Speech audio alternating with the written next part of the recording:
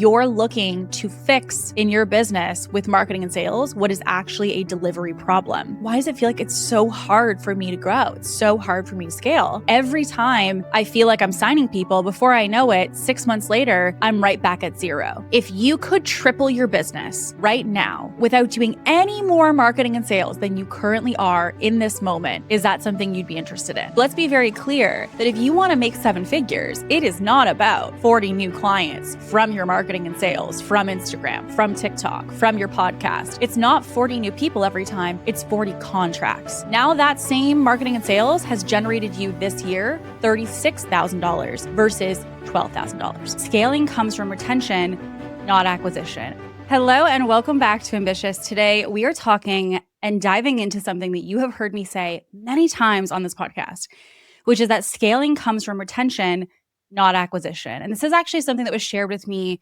when I was in my own scaling journey from a coach of mine who shared this quote with me.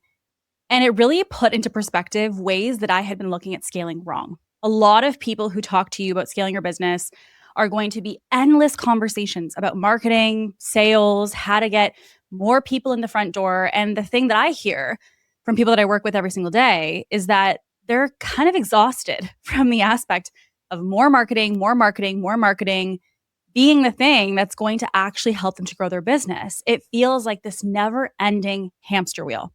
And that often is going to be the experience that you have in your business until you actually take the time to understand how to improve your retention. And retention is something that I think a lot of people see as more of the actual service providing to a client. So if you think about a client that's inside of your agency, if you're thinking about a client inside of a consulting business or a consulting firm, if you're thinking about a client inside of your service, you're thinking, well, it's the onboarding, it's, I just have to make sure they're more supported. But what a lot of people don't do is they don't look at the fact of how retention could actually be the hidden spot where a lot of your sales are waiting for you. And so today we're going to talk about a couple different things. I will tell you a list of notes that I want to go through with you. A couple things we're going to cover. Why retention actually is one of the most important skills that you can have as a scaling business. I'm also going to break down of all the businesses that I have worked with, what some of the most common disconnects are that people are making that are often the reasons clients are coming in the front door and they're leaving out the back after one contract with you. We're also going to dive into what I kind of consider to be like the 12-month retention map.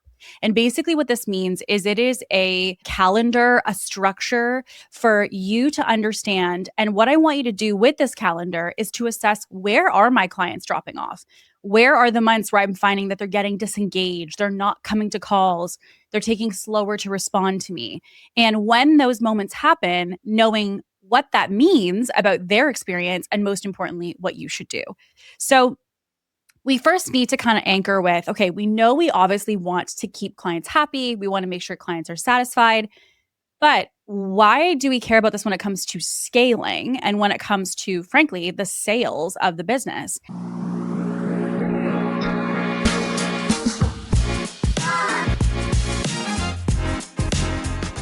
And so one of the things that I think is an important first place to start is that this is not a nice to do. Okay. I have seen and overheard too many conversations of people who have said, well, clients aren't, super upset mid-contract. They're not having quote unquote fires. So as a result, they're not paying attention to retention. And it's one of the biggest alarms or red flags that I see within a business is the fact that they don't feel necessarily that retention is something that they need to be worried about. And so this is not, I want to be very clear, something that should be an optional thing for you to integrate in your business. If you don't see the retention of your clients, meaning the satisfaction of them, the results of them, and therefore the renewal or the upsell of those clients inside your ecosystem as a complete requirement in your business, it could very well be the reason that you're not seeing the results that you want. So first, we need to understand that in order to acquire a new client, it on average costs 5 times more than if you had just kept the client that you had that already signed with you, that's already been in your service in the first place.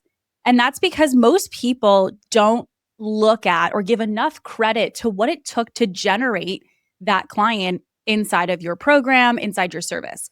So it may have been, for some businesses, it's they were posting on Instagram and then they were maybe having a DM conversation. And then maybe you had a sales call. Maybe you created a proposal or a custom proposal.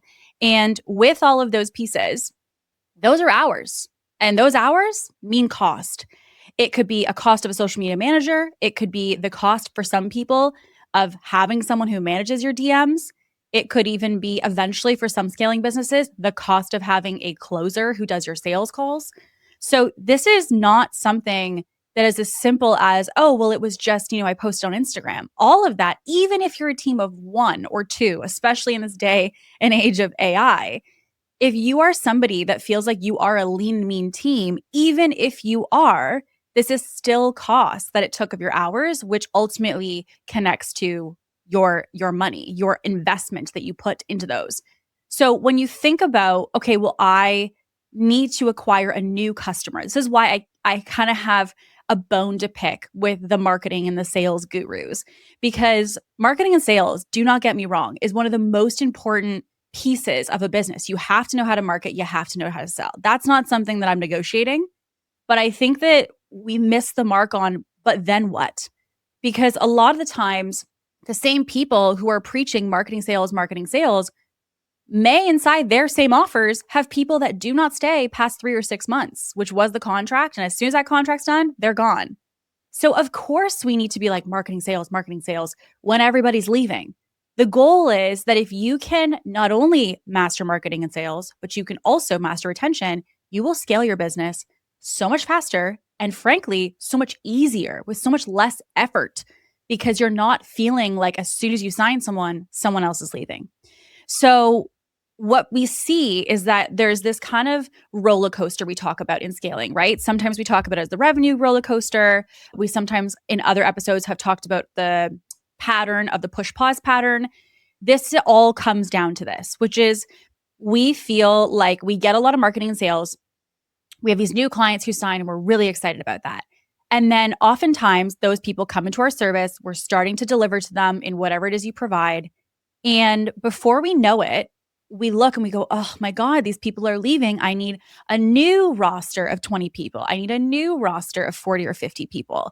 And it kind of feels like you just can't move the needle. You're like, every time I feel like I'm signing people, before I know it, 6 months later, I'm right back at zero. And that feeling is a byproduct of lack of retention. It's a byproduct of the fact that people are not happy inside the offer, which is why they're not staying and they're going elsewhere. So it also is not just about recurring revenue. Okay. So this is not just about client comes in, pays $2,000, and then because we're going to get this person to renew, they're going to have more months of $2,000. It's not even just as simple as how can we continue to have the same payment that they're doing for longer. It's also about the fact of how do we get this person to not only pay, let's just say 6 months of $2,000, but how do we then get them into an offer? Maybe that's $3,500 a month as the next roster and have them in that for 2 rounds, right? So maybe that's another year of a contract. It's not even just about keeping them the same amount, but also looking at how are you allowing and supporting and designing people to evolve inside of your ecosystem. And if you don't, it basically means that they naturally have an end time with you. They see their time, they see their journey as complete. And so as a result, they don't really see why they would continue, because otherwise it just feels like they're spending more time in the thing that they just did. So also ensuring that you understand if we can increase the average overall revenue per person in your ecosystem, not just in repeating the same payments they've been doing, but potentially even increasing their payments. Again, this is another way for you to unlock scaling that has nothing to do with marketing and sales in the front end. Now, I want to run the math for all you nerds like me, because this is where I was breaking this down with a client actually the other day, and she was asking, can you please reverse engineer how we would get to 100K a month in my business? And so we did this. We ran all the numbers, and one of the things that we came to is that she probably at her 100K month would have about 40 people inside of her coaching program. And so when she saw the 40, she was like, whoa, like that's 40 people. I have to make 40 new sales every single time. And I said, no, why would you make 40 new sales every single time? She's like, well, where am I going to get the 40 from? And I said, the 40 is not going to be a byproduct of 40 new people. It's 40 sales, 40 contracts. So let's be very clear that if you want to make seven figures, it is not about 40 new clients from your marketing and sales, from Instagram, from TikTok, from your podcast. It's not 40 new people every time, it's 40 contracts. So this means that you could very well, out of those 40, have 20 of those people who were in the first round who are going to continue into the second round. So I saw this like instant face of like relief from her, because the thought of like, oh my God, like more grind on social of 40 and 40 and 40 and 40, like, of course that would be exhausting because you feel like you're starting from scratch. So let's run the math. A client pays $2,000 a month for 6 months. Okay. So let's just assume that you have a service. And I say 2,000 because this is kind of the run of the mill, if you would, in the sense of investment. I have a lot of different people that I work with. It could be podcast editors. It could be social media or marketing agencies, coaches, consultants, all kinds of different models. And most people have some kind of coaching or consulting service or agency service that averages around $2,000 a month. So let's just say that you have a client right now that's going to be paying you around $2,000 a month, and they're going to stay with you for a 6-month contract. Okay. So that's $12,000. Now, if you have crappy retention, which is how I'm going to put it, if you have crappy retention, then that typically means that that person after that is going to leave after the 6 months. So you have generated for that total, all that marketing and sales effort, you have generated $12,000 from all of the marketing and sales you did. Now, if they sign the first time with you and they sign 2 more times after that with you, this client that you originated from the same marketing and sales, but the difference being that you actually had good retention, now that same marketing and sales has generated you this year $36,000 versus $12,000. So this is why we're so bullish on making sure with our clients, with people that I, have audit conversations with or consultations with, I ask not only how many clients are you generating, but how many clients are you keeping? Because if you are the person right now who feels like, oh my gosh, I signed someone and it's a 12K sale, i.e. 6 months for 2,000, but they just go and then I need another person. The reason you're feeling exhausted is not necessarily a byproduct of your marketing and sales. It could have nothing to do with your marketing and sales, and it could have everything to do with your retention. So ask yourself this: if you could triple your business right now without doing any more marketing and sales than you currently are in this moment, is that something you'd be interested in?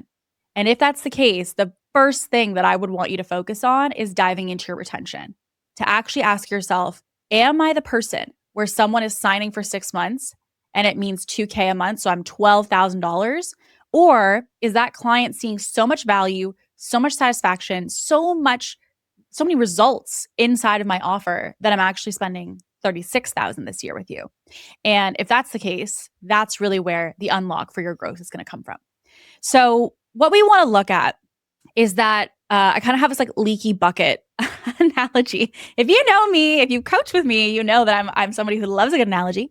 And I see this with so many people, which is why I kind of came up with this, because there's this belief in scaling of more and more and more, right? It's got to be more marketing. It has to be more sales. And so the leaky bucket analogy is that when you are trying to push to grow in your business and you're like, okay, I'm going to really double down on marketing. I'm going to really double down on content. I'm going to really lean all in on X thing. When you do that and you're putting more in, I want you to picture literally you holding a bucket and you're pouring in water and you're like, I'm going to grow to X level. That's my goal. I've got my eyes on it. I'm set on it. We're doing it. And you're focused. So you put in a lot of effort and you're busting your butt with hard work. But then what you realize is it feels like you're not getting ahead. And that is because your bucket that you are pouring that water into, that hard work, those hours, the expenses, the team, maybe even, you're leaning into AI, you're trying to find ways to get around it, to be able to, produce even more in even less time. And then you look at your bucket and your bucket is not even close to as full as you'd want. And that is because we are trying to add when there is a massive hole within the thing that you are trying to replenish. And this is what happens with scaling businesses all the time. You're looking to fix in your business with marketing and sales what is actually a delivery problem. And so what I tell people is that this is not a you issue. This is the thing that is exciting about this. It's not a matter of, something is wrong with you, something's wrong with your marketing. This is something that is really, you have holes in your bucket. So the exciting part when I find this in a business, regardless of what industry it's in, is that you actually say, okay, wow, like we're looking at this business, great brand, great marketing, great sales. And we know that because you've generated them in the past of your ideal clients. They're signing at the packages you want to be offering. In that regard, everything's fantastic. But then we look at the other side and we say, yeah, but like, why does it feel like it's so hard for me to grow? It's so hard for me to scale. And that's why I tell people you have a hole problem. You have holes in your bucket. So like your water is not your issue. You having tons of water, you have a hose of water happening with your marketing and sales.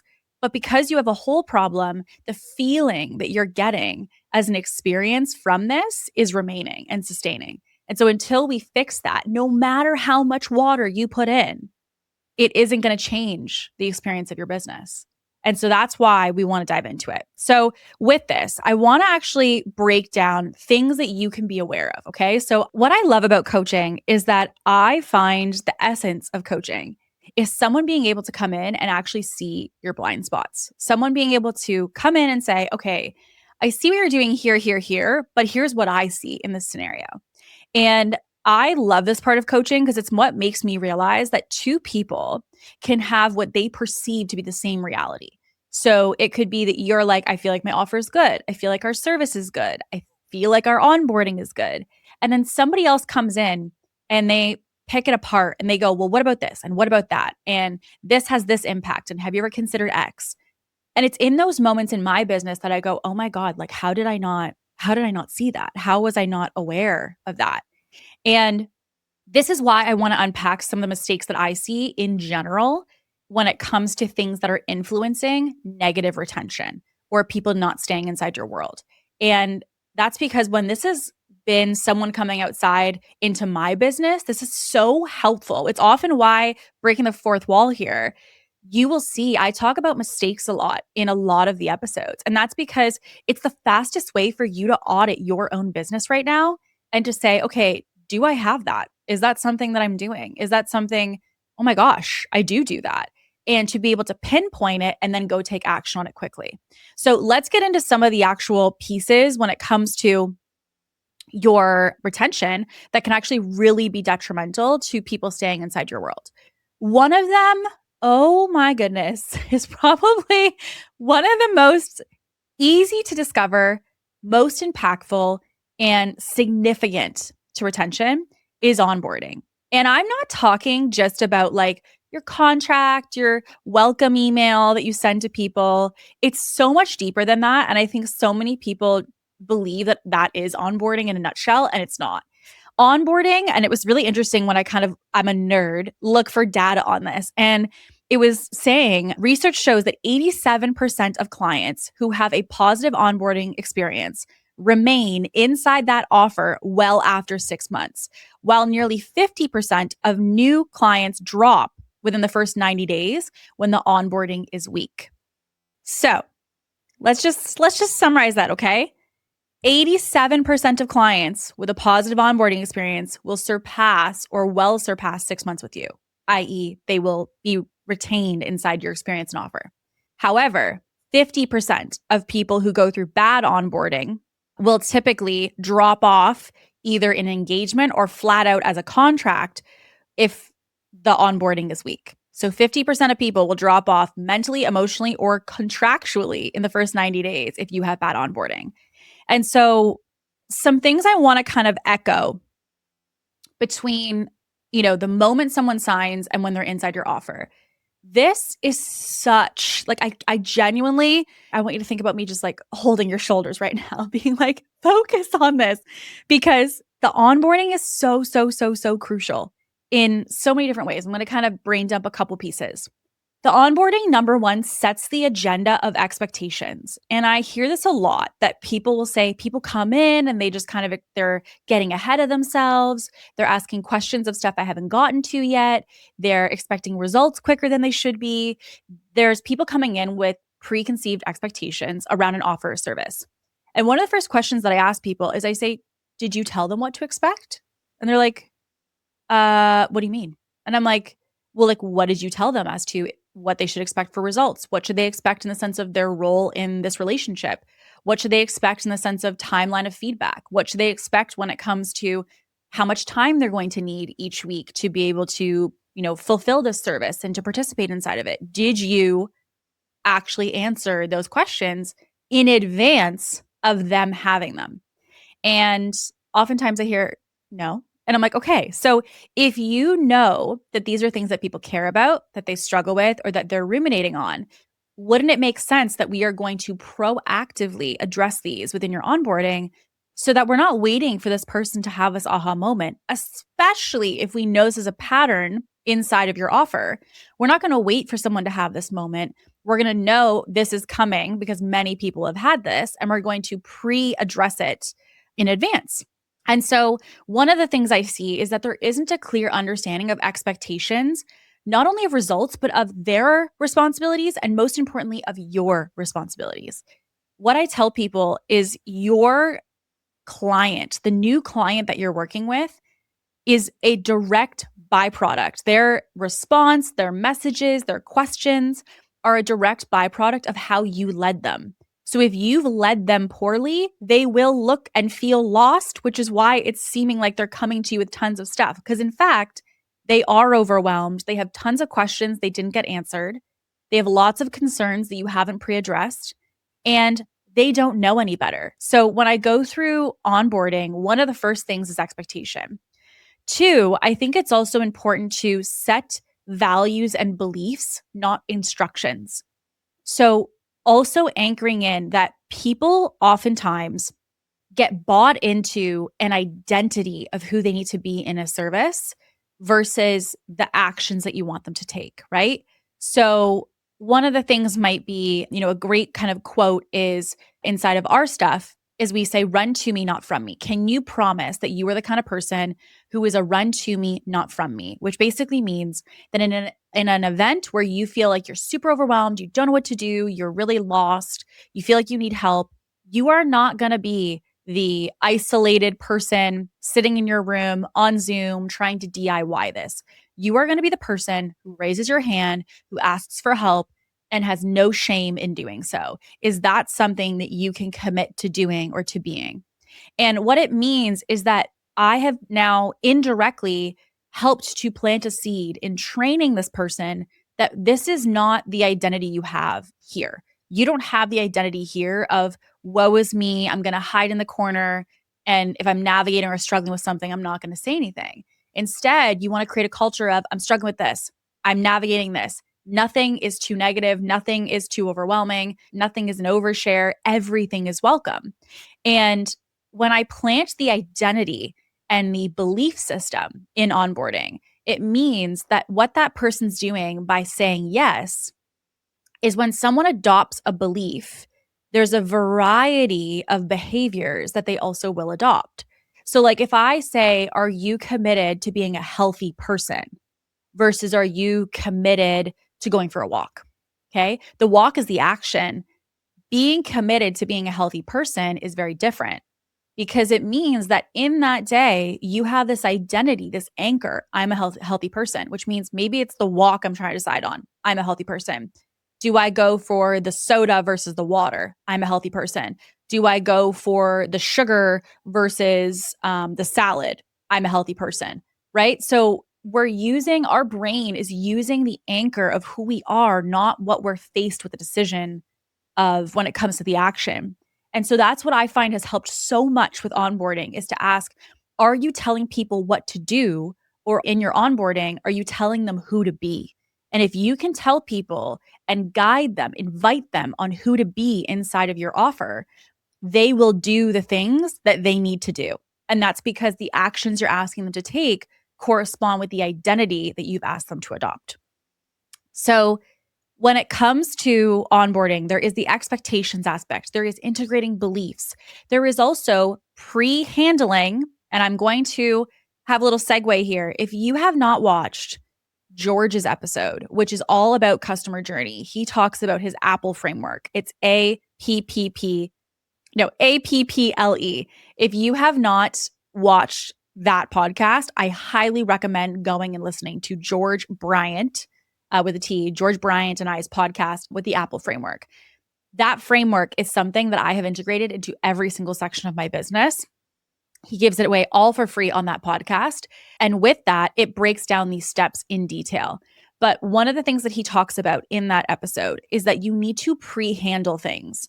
So a lot of times our reactiveness as a service provider to someone having a question or someone having, an inquiry, and we're like, oh my gosh, how is this person asking this? Or why don't they already know that? Isn't that common sense? I hear people get frustrated. And you might find that you get frustrated, people with asking you questions. And you're like, I haven't gotten to that yet, right? I'm getting there. That's the next step, or they're getting ahead of themselves. One of the steps that he talks about is pre-handling. And so I want you to ask yourself, what are, just right now, think of maybe 3 things that your ideal client, every time you sign a new client, they're usually like, well, when am I going to get this report? Or when's the next step? Or when do we book a call? So I want you to just take a second right now. Think about what are 3 things that your audience typically has questions about, frustrations about when they're working with you. Now, just take a second, think of those 3. Okay, so mine might be like booking of one-on-one calls. So how do I get the one-on-one calls booked in? 2, a common question is, what modules should I watch? Should I watch them all? Should I watch them in a certain order? Can I watch anything? Should I wait? Is a common question that I always get. And then I would say 3rd is a common question, which is, how fast should I expect to see momentum? How do I know when to evaluate the situation to know if I should change my strategy or not? So imagine me knowing that those 3 exist and never addressing them, or you knowing the 3 that you're thinking of and knowing that those are questions, concerns, or curiosities they have and not addressing them. So what ends up happening is that you will end up with the same person asking every single time they join your offer. So what I want you to ask now is, okay, in the onboarding, where do I address those 3 concerns ahead of them experience them? So if someone's like, how fast could I get results? It might be a video in your onboarding that says, hey, so let's talk a little bit about the timeline and what you should expect as to how you audit your success inside of this experience or inside of this program, right? If it's modules, hey, you're probably an eager beaver and you are so excited to be here, so you want to just dive into information. And I want you to actually not do that. And here's why. So I can actually plant things in my onboarding that pre-handle to George's framework, which is one of the P's in the Apple framework, to pre-handle. Pre-handling basically means that when we pre-address something before someone experiences it, it builds trust. On the contrast, if something happens or they have a curiosity or question and they feel like they can't find what they're looking for or nobody has addressed this, it means that they feel alone, they feel isolated, and they feel like something's wrong. So onboarding is truthfully one of the most simple ways to be able to get ahead of the concerns that your ideal client may have. And so this is a place where if you are having problems inside of your offer, you're having questions, overwhelm, frustrations, brain dump what those are. And then what I want you to do is literally have that on one monitor or one side and have that on the other side and say, do I feel like the biggest concerns, questions, overwhelm, or curiosity that people have is actively being addressed inside of my forward-facing onboarding? If not, that is your first piece of homework, okay? Now, the second piece that is a big theme I see is what I consider to be the silence between the sessions. And this, I want to be very clear, is something that's not intentional. I think this is oftentimes unintentional by people, but it is something that really does weaken a client experience. So when you first onboard a client, think how excited you are, right? You're like, okay, great. This is a new person in my service, new person in my offer. You're like getting back to them super quickly. You want to make sure that they're, really satisfied, that they're very excited, that they have everything that they need, and you're really on top of it. And then what ends up happening is after you've worked with that client, sometimes people get comfortable and they get comfortable in taking a little bit longer to reply. They get comfortable in taking a little longer to get resources to that person. They end up finding themselves getting into this level of comfort, this kind of automatic way of doing things that ultimately makes the client feel like their experience used to be here. Now their experience is here and they can't quite figure out why that is. And so they just label it as I'm dissatisfied or this person just isn't the way that they used to be within our service. So this can mean less check-ins in between your calls. It could also be less accountability for people in between sessions to kind of say, hey, we haven't heard from you, want to check in and just see how you're doing. And if you find that people are very silent in between sessions or your services, it is a red flag. And now I want to kind of add a little caveat to this. This does not mean that you should assume that someone needs to be messaging you all the time. It's more a matter of, do you guys have a consistent cadence of communication? If someone kind of feels like they're nowhere to be found in a service or they're nowhere to be found inside of your offer, in the sense of you're like, they don't come to calls, they don't answer messages, they're not there, they take forever to answer my emails, this can actually be a really big sign of churn, which is the fact that people are potentially prepping to leave your experience because they're not engaged anymore. So you need to keep them engaged. And so there is this perception when I talk to people that, oh, they're just silent because they don't need anything. They're silent because they're good. And they see it as they're silent because it's just like they're indifferent, like they're fine. They don't need anything. And I often tell people that's not the case. The reason that they're silent is not because necessarily they're happy. There are a lot of people right now in this moment, potentially even you, who have clients right now that are very silent in your service, and you take that to automatically mean, oh, they're happy, they're great in the service, we've been working with them forever, they don't need us. When was the last time that you checked in with those long-term clients, with those clients that are silent, that don't ask too much of you? And when was the last time that you actually checked in and said, hey, I just kind of want to check in, see how you're doing, see, just obviously you've been working together for a long time. How are you liking the service? Is there anything that you feel that could be done better that you'd like more of? Just kind of want to do a little pulse check to see how you're feeling about everything. When was the last time that you did that? And why haven't you checked in with somebody if they are silent? Silence does not necessarily always mean things are good, okay? So let's not assume that anybody who is in the silent bucket is somebody who's automatically just totally fine in the service. They're great. They don't need anything. It could very well be that they are silently struggling. They just aren't letting you know, and they're basically waiting at the clock till the end of your service. So if somebody does not have a clear roadmap with you, if somebody doesn't have, wins with you, if they're not having and being acknowledged, if there's not a connection and a relationship even, it basically means that they're sitting in silent doubt. And silent doubt is what ultimately leads to clients canceling. And if you have ever felt that you've been blindsided by a client leaving, like you're like, I thought they'd stay forever. I feel like they've been with me forever. Like they were like an OG client. I just feel like I never could have foreseen them leaving. And then one day they just left. Yeah, I would ask these pieces, how many of these did you check in on? How many of these did you follow up on? And is it possible that the reason that they left is because we got a little too comfortable? We got a little bit too assuming of the fact that they were happy clients instead of actually getting curious to confirm that they were in fact happy clients.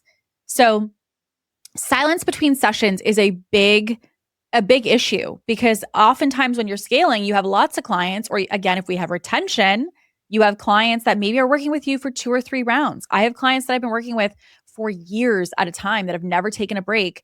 And I have to make sure that I am supporting them in the same way now that I did when they first kicked off. And so this is a really important thing to ask yourself about your own experience with clients. The other thing is the renewal conversation. And this is something I think that even when people have great service and they have great delivery, you have to recognize that every time that somebody renews inside of your world, you're asking them the same kind of way as you were at the beginning for a new investment. And one of the things I want to warn you about is we don't want an assumption that we don't need to do anything to onboard someone to another round because it is still an investment. It still is a step that you're asking that person to take. It's a new 6 months, it's a new 12 months. And so, what I recommend is making sure, which is why the onboarding is important, that you also paint the picture of the journey. So, if you paint the picture of your experience or of your journey as, okay, great, you sign with me for 6 months, right? You often are going to have that person looking as my 6 months are complete. Whereas you can say, listen, on average, I work with most clients that I'm working with right now for typically about a year and a half to 2 years. But we ultimately do 6 month contracts to kind of reset every 6 months as to the vision of how we want to leverage the next six. Right. So, what that does is it says, yes, it's a 6 month contract, but the vision of really where we can take you or where we can get you in your outcome is going to ultimately happen big picture in the next year, year and a half of X amount of. And this is just for a 6 month offer. It doesn't have to be that long for you, but this paints the picture of where they can go. And it doesn't make it about the contract and about the fact that, as soon as this timer goes off, you're free to go kind of thing. Technically, contractually, they are, but it paints a picture that the North Star is not at that 6 months. It's actually at a year or a year and a half. So we want to make sure in onboarding that we're painting that picture of where can they go, right? I talk about this even in our own program, which is the reason you're here is not just to collect a module, download a worksheet, and be like, hey, cool, check, I'm moving on. The experience of getting clarity around scaling is something that compounds, which means once you have the clarity you need, let's say to get to a 30K month, great. Now you need a new roadmap to get to the 70K month. Then you need a new roadmap to get to the 110K month. Then you need a new roadmap to get to 150K months. Like, this is a different progression. What you work on to generate your first couple sales is not the same thing as going to seven figures. So yes, there's a lot of very similar principles, but there's always going to be something new to focus on because you have a new stage of growth that you're trying to get to. So when you paint that picture, someone can see the vision, they can see where they're going versus just assuming I'm signing for 6 months and I'm ready to go. I also see people leave the renewal conversation way, way, way too long inside their service. And that is because oftentimes we have this either assumption people will renew, assumption that we don't really need to sell them on anything because like they already experienced our service. They know if they want to work with me or not. It's not that actually at all. It's about the fact that they are investing again. So we need a new setting of expectations as to what that vision looks like. And you also should be proactively addressing this conversation, not at the time when the contract is finished. And so I'll tell you a story actually of a client that I have right now. I have a private client that I've been working with, and we are coming up toward the end of our 6 months. And I was actually sharing with a team member that I really appreciate the way that she has approached the conversation and the structure and the kind of pivot point that we're at because we have 6 month contracts. So as I said, private clients I've been working with, some of them for multiple years in a row.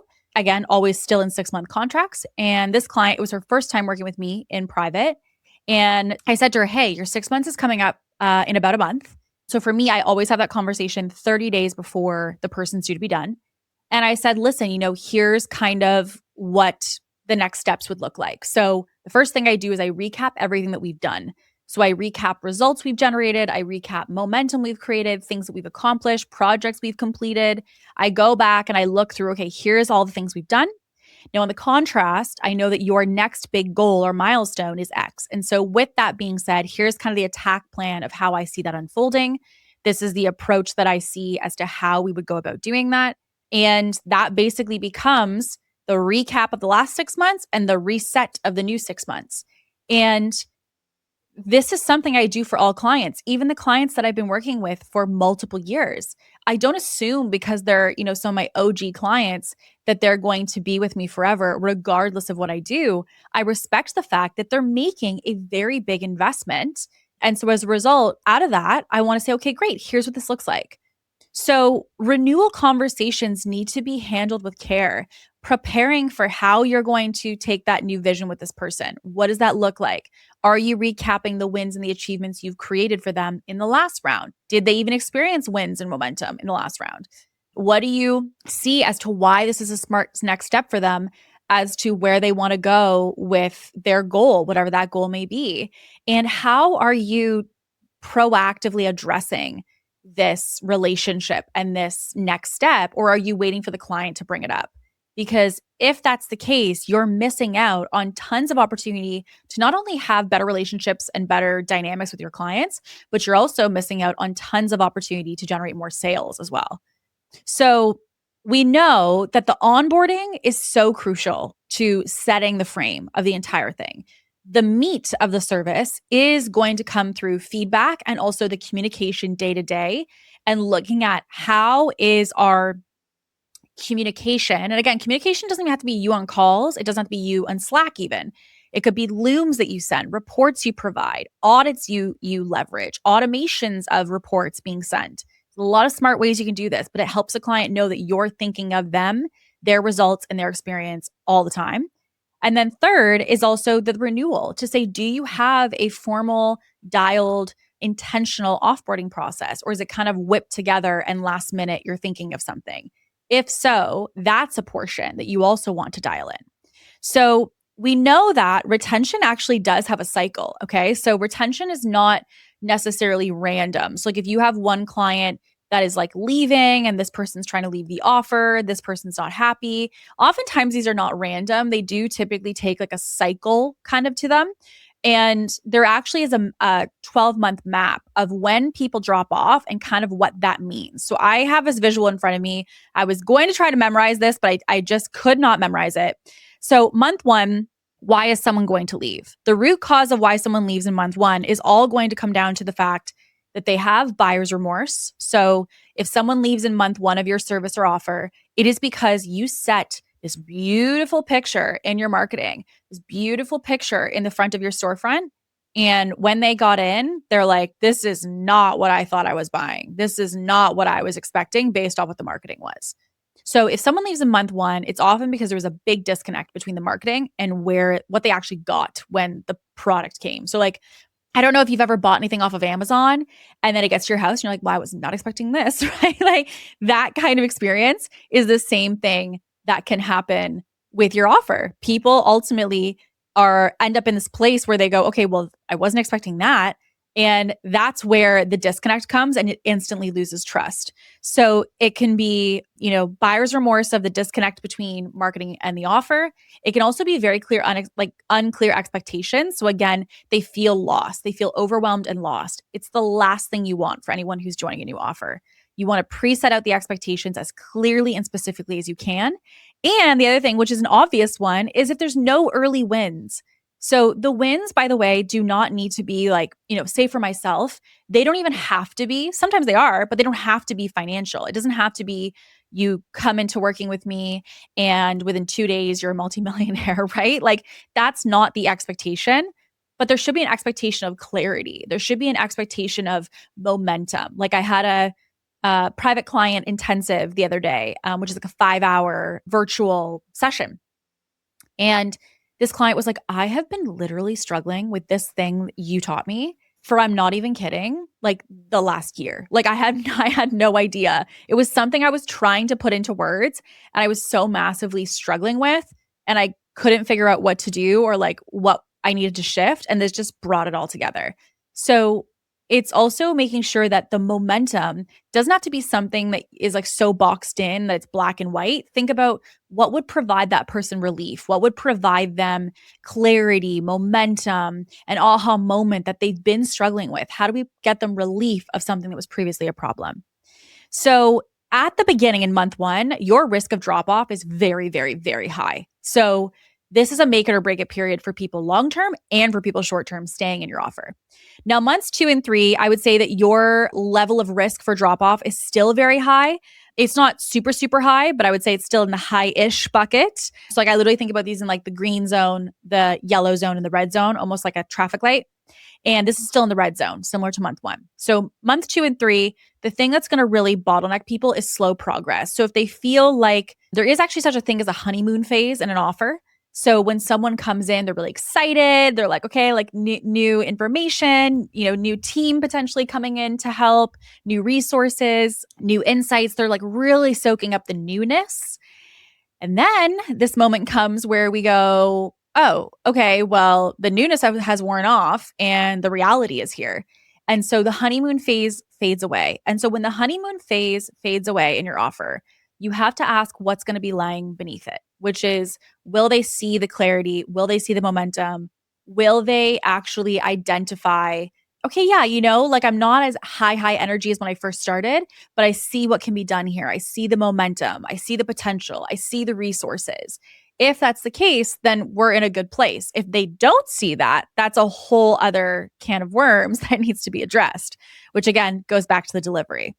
Now, month 4 to 5, I would say are less intense in the sense of drop off, again, mentally, emotionally, or physically leaving the program, because this is usually a point where if you've gotten someone to month 4 or 5, they're usually one of two ways. They already know that they're like this, I love this offer, I love this service, and I want to stay.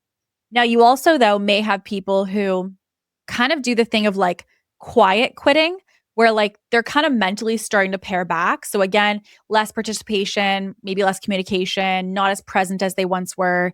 And that is because the novelty of the offer wore off. And sometimes in month 4 and 5, because time has passed, someone can feel almost like a plateau feeling. They feel like they're stuck at this place. Like they're kind of just, they're stagnant, they're sitting, they're not feeling necessarily momentum, and they're not feeling, that they're moving the needle. They just kind of feel like they're just there.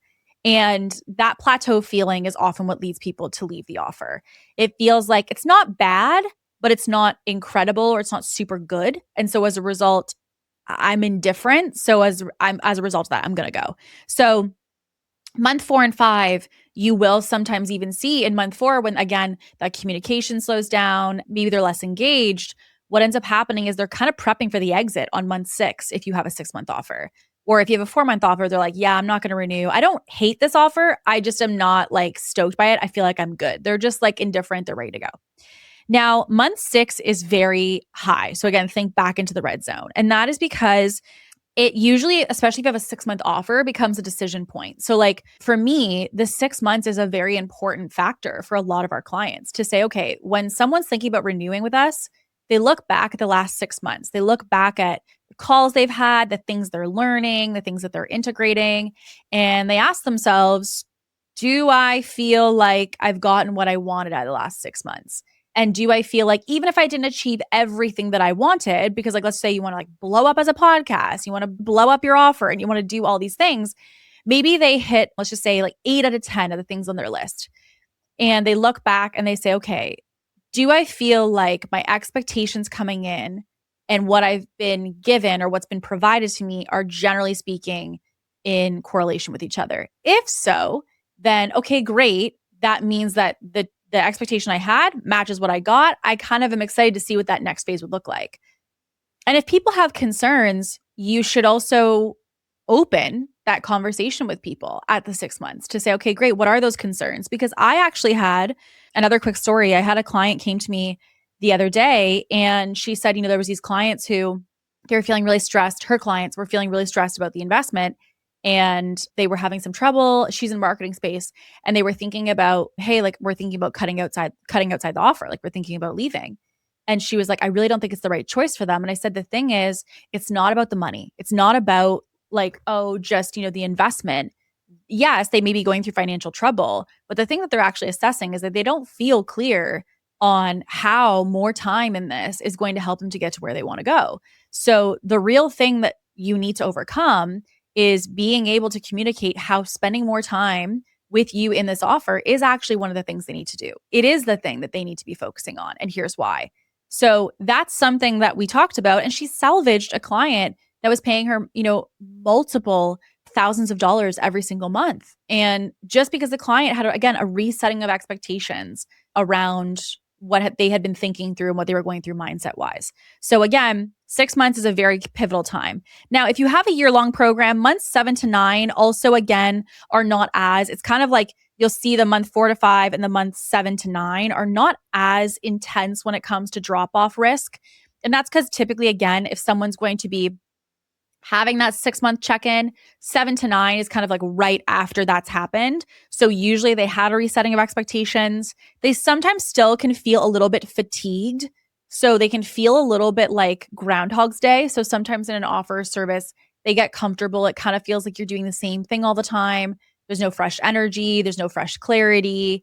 And yeah, they just feel like a lack of energy, generally speaking, overall. That can happen definitely between 7 and 9. And when we think about a year-long program, there's, 10 to 12, which I would say is like the end of a 1 year. A 1 year program or a 1 year offer is a pretty significant timeline for somebody because, again, usually what do we know happens at the top of each year? We reevaluate our goals, we reevaluate our success, we reevaluate what we're working on. And so there is this either pre-anxiety of renewing. So like even for me, when I've had, experiences with some like consultants even where I felt like I didn't know where we were going to go next. And it was once I got that resetting where I was like, oh, perfect. Yeah, I would definitely would be happy to renew versus, being with somebody who, yeah, you feel like you're not clear. And then you're like, I'm signing another 6 or 12 month contract, but I don't really know what that's going to look like. Then that's something that you, again, can get kind of like pre-anxious about because you're like, I don't know if I should do this. I kind of like it, but I don't know if I want another 12 months. So again, comes back to those expectations. And you also, that contract ending, if you do have a contract ending, you want to be sure to say, okay, like, how is this contract ending? Meaning, do I feel like I'm leaving this relationship with clarity, with completion, with support of that person and knowing that they are making the right decision? Or do I feel like they're kind of leaving, but we don't actually both feel like this is a good idea for them? That is something that you want to think through because if you feel like more often than not, you're having people leaving, but you don't actually think it's the right next step for them or you don't believe it's what's correct, and that's a common practice, it actually says something about the delivery, which is clients aren't leaving because the relationship's truly done here and you both believe that to be true. The clients are leaving because they're not happy. So that's really where we go into, okay, great. How can we go back to those core mistakes and make sure to fill up some of those gaps? So I'm going to ask you a couple questions that I want you to think about as I list them off. Just take a second to reflect on each one. And these are going to help to be a little bit of a reflection about your individual retention. So one of the questions we're going to start with is onboarding. So do you feel that your client knows exactly what to expect in the next 1, 3, 6, and 12 months with you, if your offer is that long, okay? You could also say, if your offer is 6 months, you could say, do they know what to expect in the first month, month 3, and month 6? You're just going to kind of chapter it into sections. So does your client know exactly what to expect in the phases of your offer, okay? Do you feel that you oftentimes are able to create a fast win in the first 2 weeks of working with you? Now, again, this does not mean that you have to make them overnight a multimillionaire. You don't have to overnight make them go viral, overnight blow up their SEO. It's not that. It's to say, how do I produce a win? As I said, clarity and momentum can be just as much a win as the overall achievement is. So how can I produce a win? And do I produce wins in the first 2 weeks right now? And do I feel that I give a very clear roadmap of what my clients are going to be doing with me in the first 90 days of working together? Okay, so that's your onboarding. Just a quick pulse check, yes or no. Do we have those timestamps of the phases of it? Do we feel like we create momentum in the first 2 weeks? And do we really have a roadmap of the next 90 days together inside of a service? Does a client feel clear on those? If not, that gives you some things to think about when it comes to your onboarding. 2, can you see how far clients have actually come? So do you have a metric to monitor how they're doing inside the offer? Do you have a way to analyze and stay on top of how good they are within your results or within your offer based off what you said the results should be? Are you tracking and celebrating milestones, or are you just simply delivering a service? So this is where, the client may or may not track their results or their outcomes or their success inside your service, but you can say, hey, did you know that we increased the accounts reached by X much? Did you know that you actually have doubled your inquiries in the last 3 months?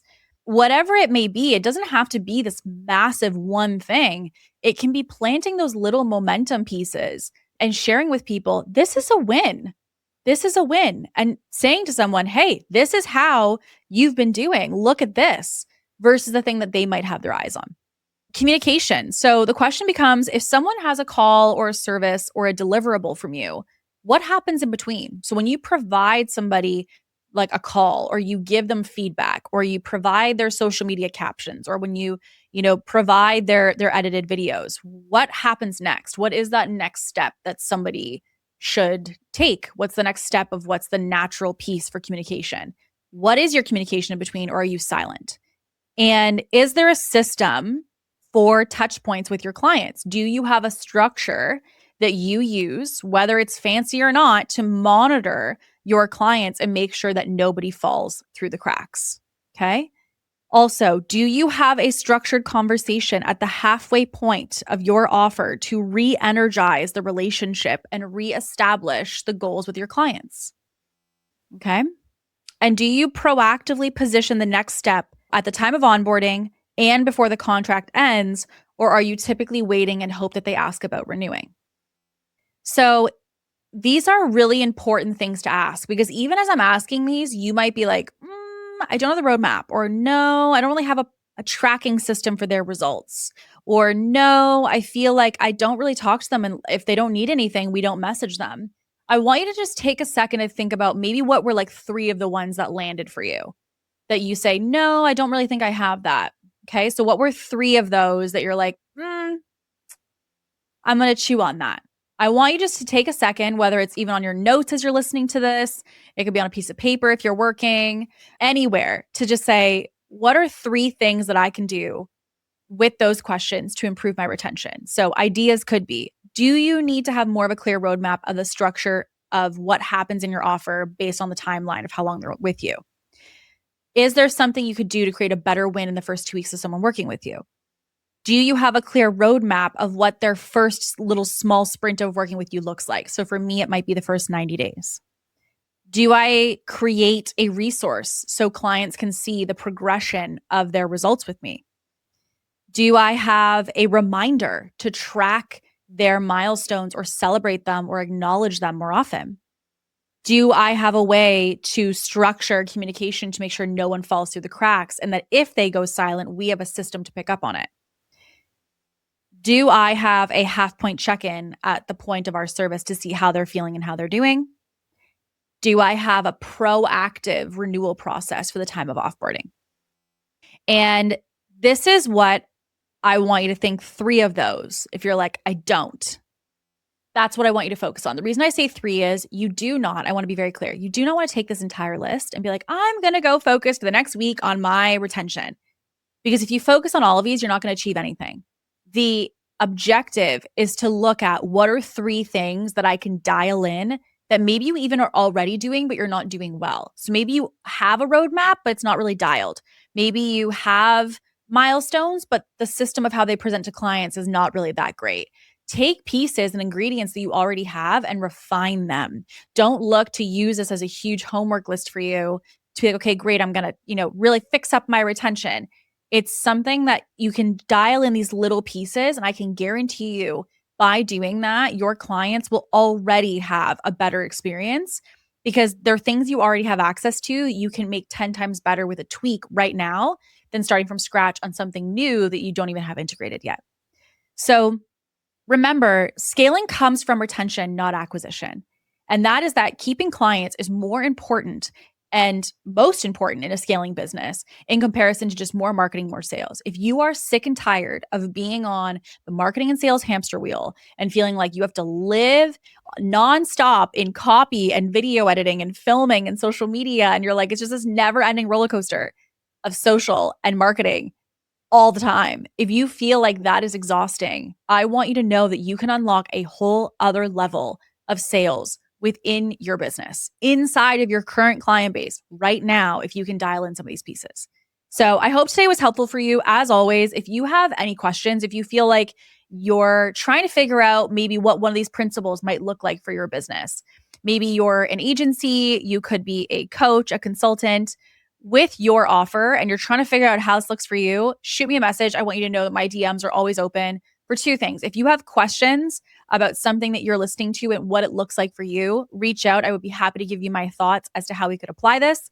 And 2, I would also say just downloads. One of the things that I know is huge in seeing momentum, both business and personally, is to be witnessed in transformation, which is to have a insight, to have an aha moment, and to share that with somebody, to be able to be seen in it, to acknowledge this is happening and I'm doing this thing, to commit to yourself to doing it. So also, if you want to shoot me a message in the DMs and just say, hey, I listened to the retention episode and I've decided that as a result, I'm going to go integrate X, I would love to hear from you. Any comments, any questions you have, my DMs are always open. With that being said, we will see you on next week's episode. And as always, stay ambitious.